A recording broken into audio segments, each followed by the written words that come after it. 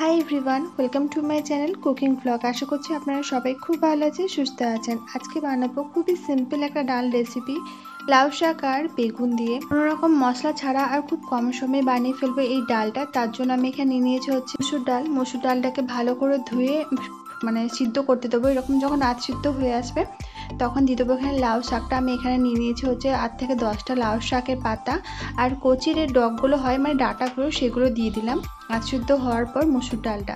তারপর এখানে দিয়ে দেবো হচ্ছে স্বাদ মতো লবণ আর হলুদ। নুন যদি পরে আরও লাগে তখন পরে অ্যাড করে দিতে পারবেন। তারপর এর মধ্যে দিয়ে দেবো হচ্ছে চেরা কাঁচা লঙ্কা দুটো।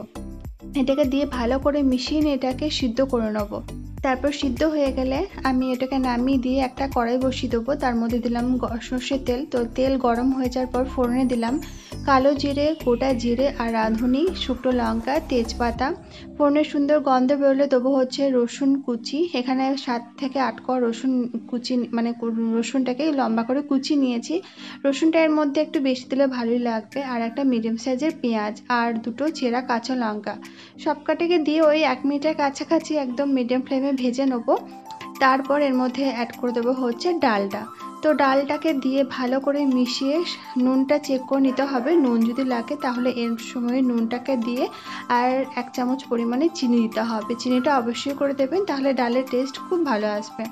তারপর চিনি দিয়ে এটাকে একদম লো ফ্লেমে ফুটতে দেবো। আর দেবো হচ্ছে বেগুন দেবো। তো বেগুনটাকে আমি একটাই বেগুন নিয়েছি, যে লুরকি বেগুন হয় সেগুলো।